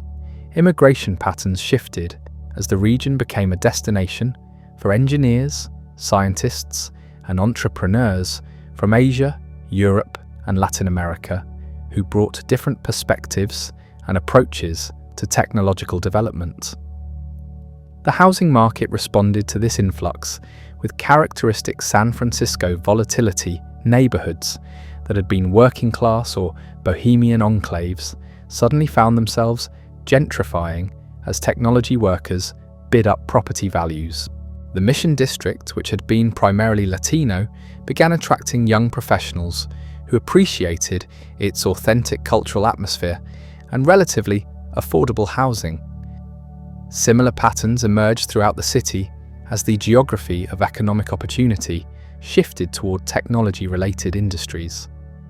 The environmental movement that emerged during the 1960s found particular resonance in the Bay Area, where rapid industrial development had created visible air and water pollution problems.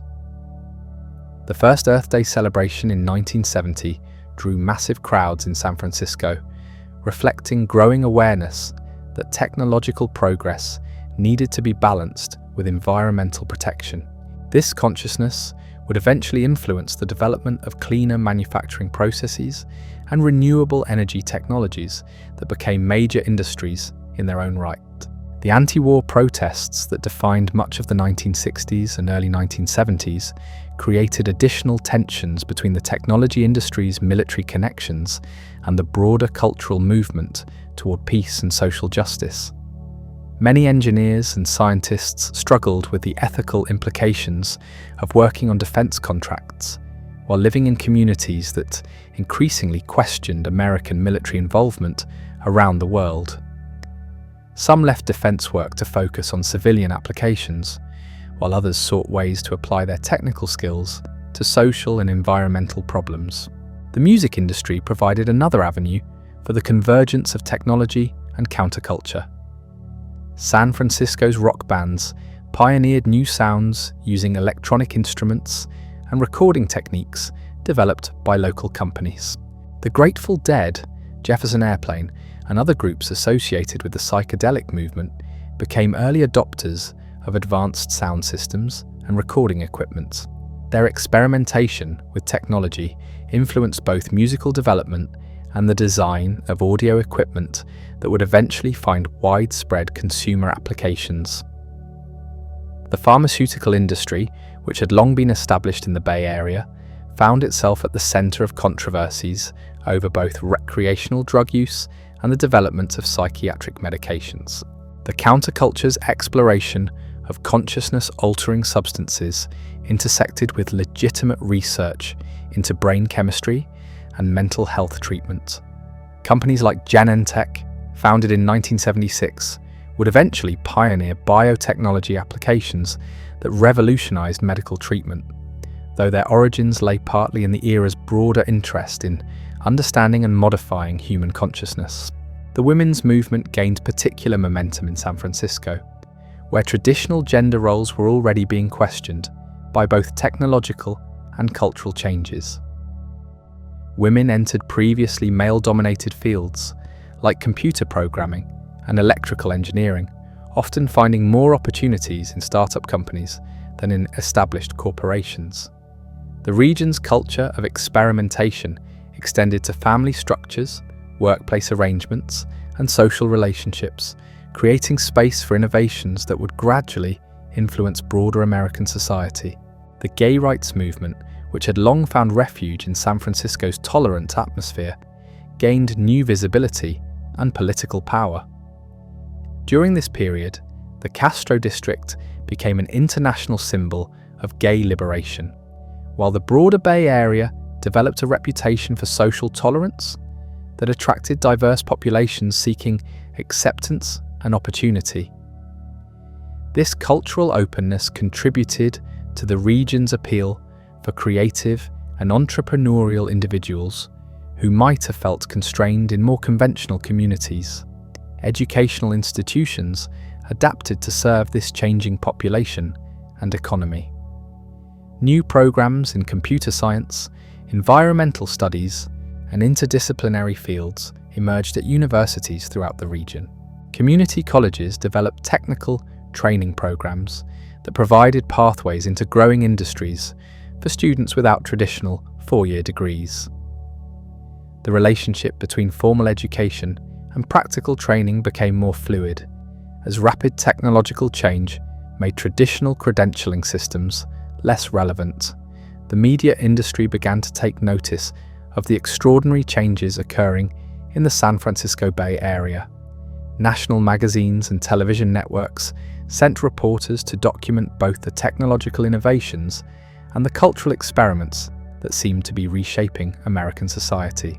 The coverage often focused on the more exotic aspects of countercultural life, but it also introduced broader audiences to concepts and technologies that would eventually become mainstream international attention, followed as other countries sought to understand and replicate the conditions that had produced such rapid innovation. Delegations of business leaders, government officials, and academics visited the Bay Area to study its unique combination of research universities, entrepreneurial culture, and venture capital funding. The Silicon Valley model became a template that regions around the world attempted to copy, though few succeeded in reproducing the specific historical and cultural factors that had made the Bay Area's development possible. The economic impact of these changes extended far beyond the technology sector itself. Traditional industries like shipping, manufacturing, and agriculture found themselves adapting to serve the needs of the growing technology companies and their employees. Real estate development accelerated as housing demand outpaced supply. Service industries, from restaurants to professional services, expanded to serve the increasingly affluent and sophisticated population. The transportation infrastructure that had been designed for a different era struggled to accommodate the new patterns of economic activity. Commuting between San Francisco and the peninsula communities, where many technology companies were located, became increasingly difficult as traffic congestion worsened public transportation systems that had been adequate for earlier industrial patterns proved insufficient for the distributed, automobile-dependent development that characterized the technology industry. Urban planning challenges multiplied as the region grappled with accommodating rapid growth while preserving the environmental and cultural qualities that made it attractive. The tension between development and preservation became a recurring theme in local politics, with different communities adopting varying approaches to managing change. Some embraced growth and development, while others sought to limit expansion and maintain existing character. The financial industry evolved to serve the unique needs of technology companies and their employees.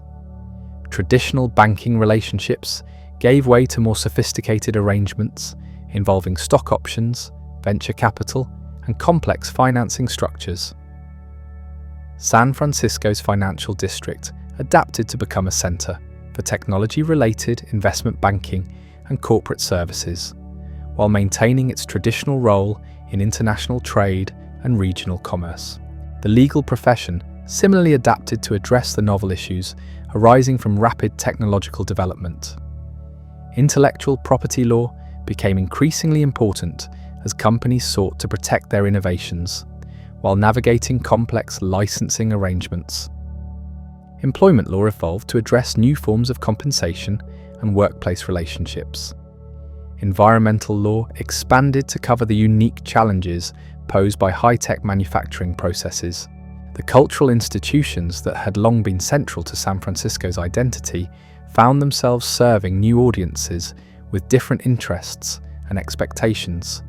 Museums began incorporating technology-related exhibits and programs. Theaters and music venues adapted to serve both traditional audiences and newcomers from the technology industry. The city's restaurants evolved to reflect the increasingly international and sophisticated tastes of the changing population. As the 1970s progressed, it became clear that the changes occurring in the San Francisco Bay Area were not temporary phenomena, but fundamental shifts that would have lasting consequences. The region had established itself as the global center of technological innovation, attracting talent and investment from around the world.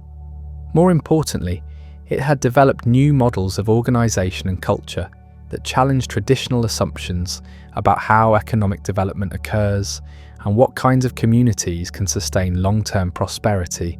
The personal computer industry that emerged from garage workshops and hobbyist clubs was beginning to attract serious investment and mainstream attention.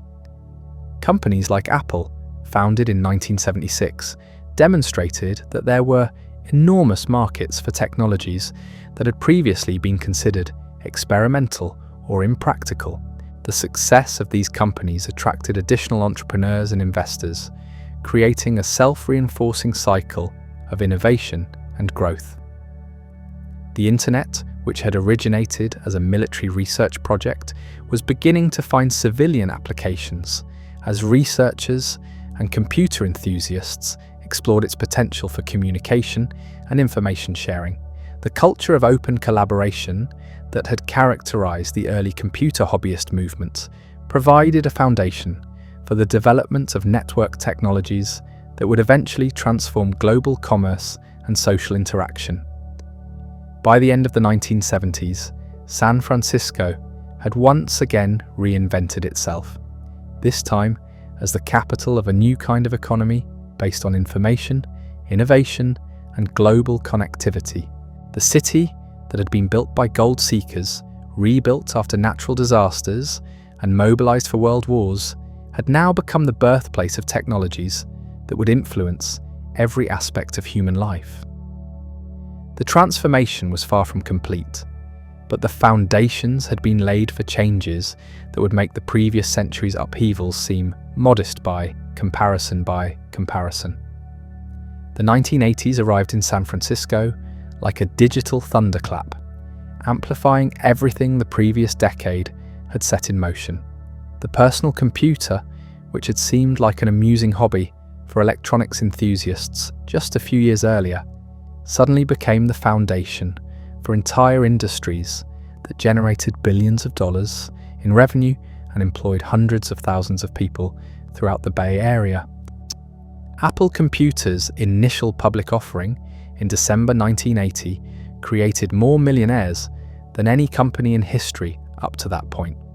The offering was oversubscribed by more than 30 times, reflecting investor enthusiasm for a company that had grown from a garage startup to a major corporation in less than 4 years.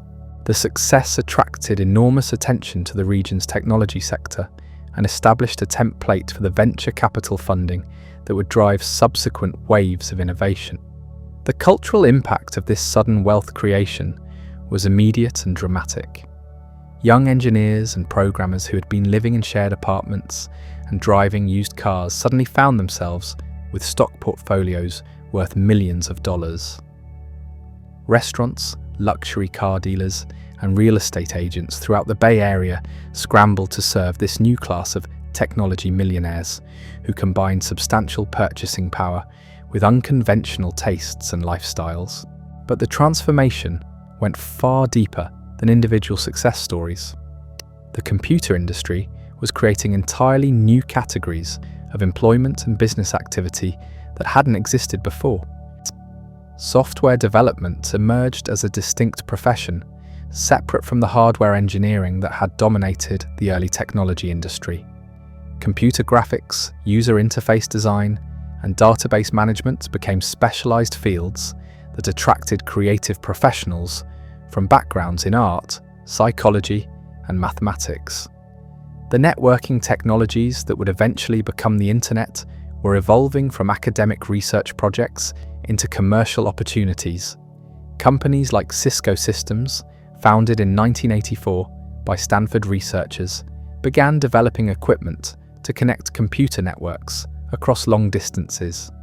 The vision of interconnected computers sharing information and resources was beginning to seem practical rather than purely theoretical. The biotechnology industry, which had been pioneered by companies like Genentech in the 1970s, reached commercial maturity during the 1980s. The development of genetically engineered pharmaceuticals promised to revolutionize medical treatment while creating new industries based on the manipulation of biological processes.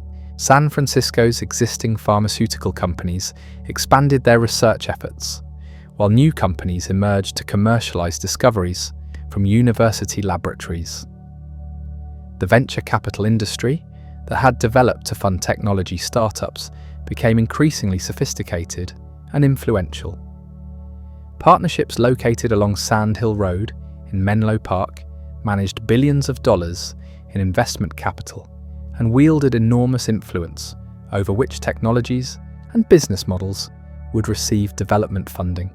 The relationship between entrepreneurs and investors evolved into a complex ecosystem that included not only financial support, but also strategic guidance, industry connections, and expertise in scaling small companies into global enterprises.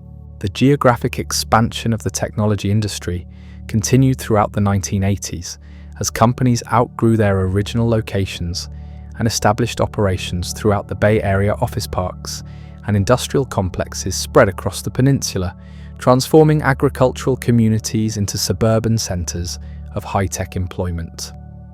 The traditional boundary between San Francisco and Silicon Valley became less meaningful as companies established facilities in both locations and employees commuted between them. Housing costs throughout the region began to reflect the concentration of high-paying technology jobs and the influx of investment capital. Neighborhoods that had been affordable for middle-class families found themselves gentrifying rapidly as technology workers bid up property values. The Mission District, which had maintained its Latino character through previous waves of change, began experiencing pressure from young professionals attracted by its authentic cultural atmosphere and relatively central location. The city's traditional industries adapted to serve the needs of the growing technology sector while maintaining their own distinct characteristics. The financial district expanded its services to include investment banking for technology companies, initial public offerings, and complex corporate finance arrangements. Law firms developed expertise in intellectual property, securities regulation, and the novel legal issues arising from a rapid technological development. The Port of San Francisco, which had been central to the city's economy for more than a century, found new relevance as a gateway for Asian imports that supported technology, manufacturing components, and finished products from Japan, South Korea, and Taiwan flowed through San Francisco's terminals on their way to assembly plants and distribution centers throughout the region. The city's historical role as a Pacific gateway took on new dimensions as global supply chains became increasingly complex and important. Cultural institutions throughout the city adapted to serve audiences that included both long-time residents and newcomers from the technology industry. Museums began incorporating exhibits on science and technology, often featuring innovations developed by local companies. The symphony and opera companies found new sources of funding from technology entrepreneurs who combined substantial wealth with interests in supporting cultural activities. The restaurant industry experienced a renaissance as the concentration of affluent, internationally minded residents created demand for sophisticated dining options. Chefs from around the world established restaurants that reflected both global culinary traditions and the innovative spirit that characterized the broader regional culture. The farm-to-table movement, which emphasized fresh, locally sourced ingredients, found particular resonance among consumers who appreciated both quality and environmental consciousness.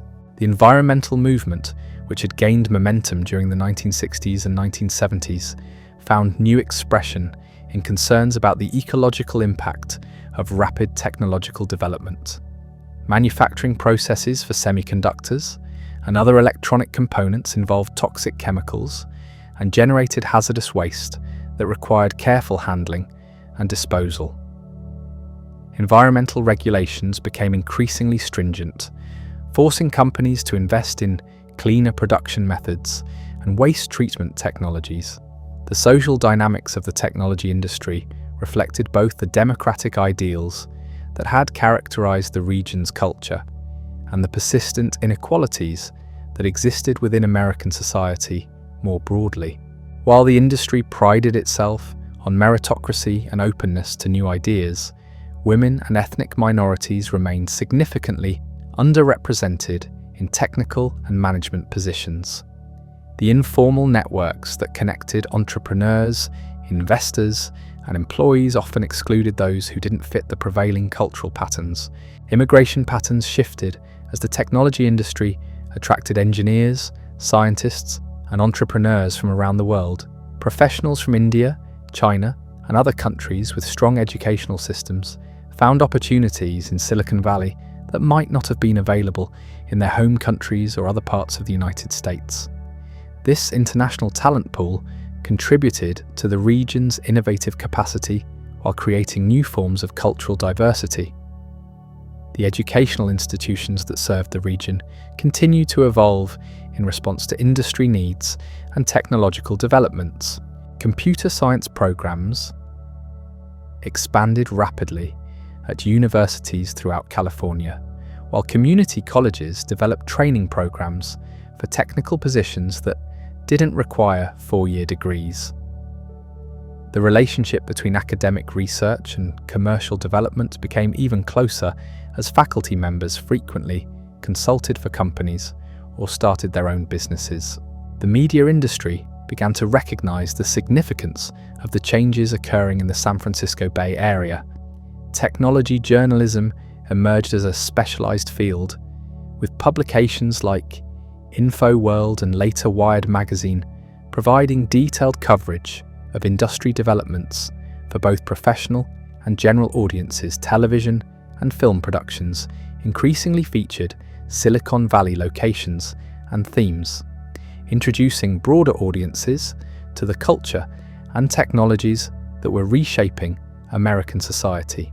International attention intensified as other countries and regions sought to understand and replicate the conditions that had produced such extraordinary innovation and economic growth. Government delegations, academic researchers, and business leaders from around the world visited the Bay Area to study its unique combination of research institutions, entrepreneurial culture, and financial mechanisms. The term Silicon Valley became synonymous with technological innovation and economic dynamism, though the specific factors that had enabled its development proved difficult to reproduce elsewhere. The transportation infrastructure that connected San Francisco to the peninsula technology centers became increasingly strained as employment growth outpaced capacity improvements. Traffic congestion on highways like Highway 101 and Interstate 280 worsened significantly during peak commuting hours. Public transportation systems that had been designed for earlier settlement patterns proved inadequate for the distributed employment centers that characterized the technology industry. Urban planning challenges multiplied as communities throughout the region grappled with managing rapid growth while preserving environmental quality and community character. Some cities embraced development as a source of tax revenue and employment opportunities, while others implemented growth controls and zoning restrictions to limit expansion. The resulting patchwork of development policies created inefficiencies and inequities that would influence regional development patterns for decades. The financial markets that had initially been skeptical of technology companies began to embrace them as sources of extraordinary returns on investment. The success of companies like Apple, Intel, and others demonstrated that technology businesses could generate profits that justified their high stock valuations. This acceptance attracted additional investment capital and encouraged the formation of new companies pursuing increasingly ambitious technological objectives. The personal computer industry matured during the decade from a collection of small companies serving hobbyist markets to a major industry that influenced virtually every aspect of business and daily life. Software development emerged as an industry sector that was potentially even more profitable than hardware manufacturing, since programs could be reproduced and distributed at minimal cost once they had been developed. Companies like Microsoft, though based in Seattle, maintained significant operations in the Bay Area and contributed to the region's growing influence over the direction of technological development. The networking technologies that would eventually become the internet continue to evolve from experimental systems used primarily by researchers and academics. The development of personal computer networks within companies and organizations created demand for equipment and software that could connect different types of computers and allow them to share information efficiently. Companies throughout Silicon Valley began developing products that would eventually become the infrastructure for global computer networking.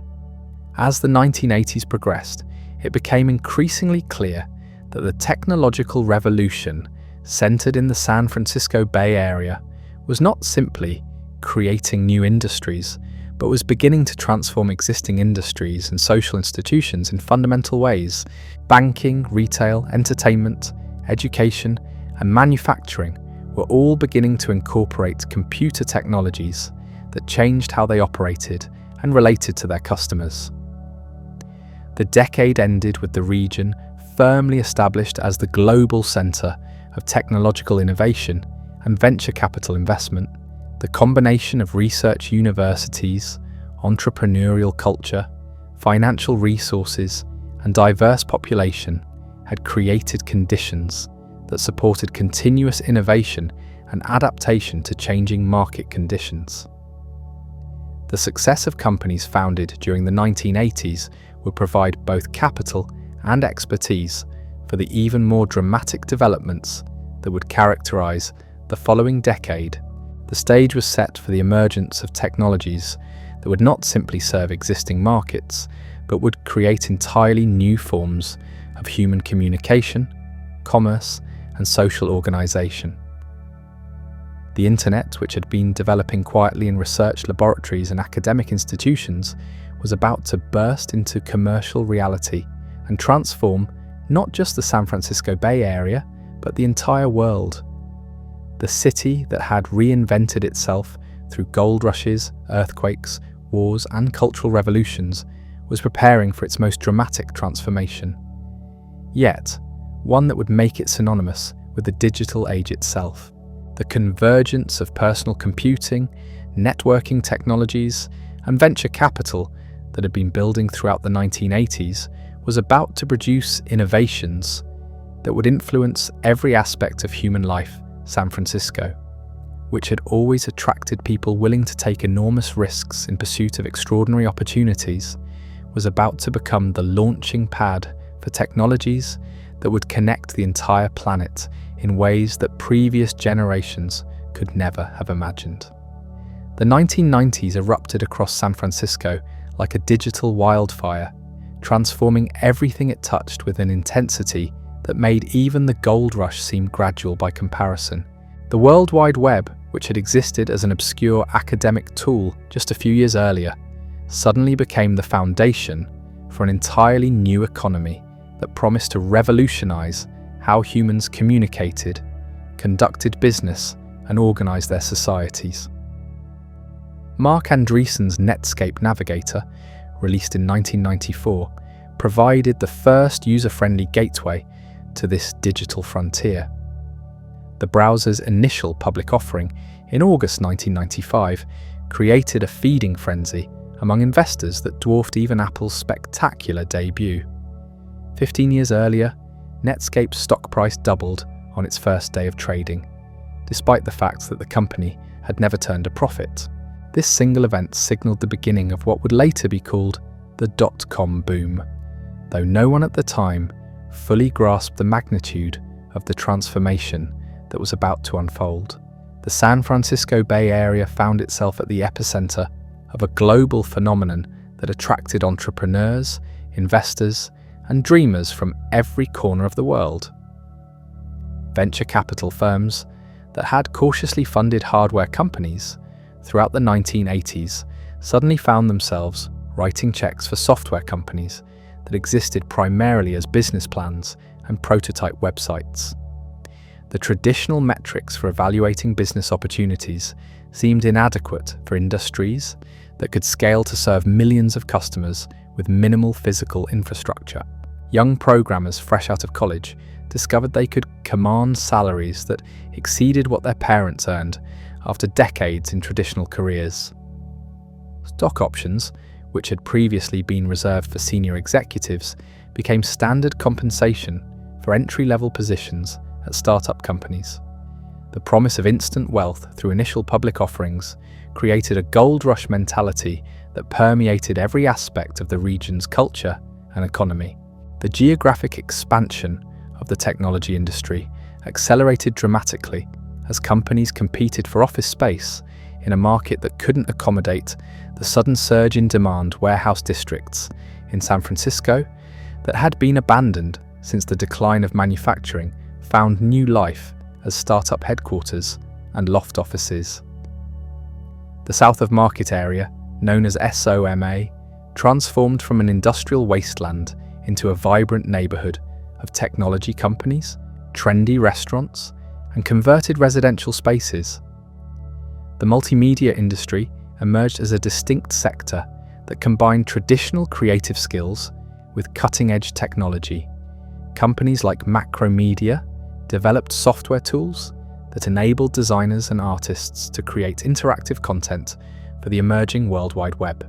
The boundary between technology and entertainment began to blur as computer games, digital animation, and interactive media created new forms of artistic expression that required both technical expertise and creative vision.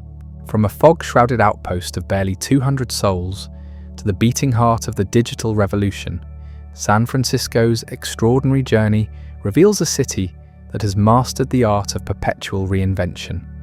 Through Spanish missions and Mexican ranchos, through the frenzied chaos of the gold rush and the devastating fires that followed, through earthquakes that leveled entire districts and depressions that tested every foundation, this remarkable city has consistently demonstrated that its greatest strength lies not in any single industry or advantage, but in its unwavering willingness to embrace radical change and emerge stronger than before today. As artificial intelligence and biotechnology reshape our understanding of what's possible, San Francisco continues to write the next chapter of human progress, proving that the spirit of innovation that built a metropolis from nothing more than dreams and determination remains as powerful as ever.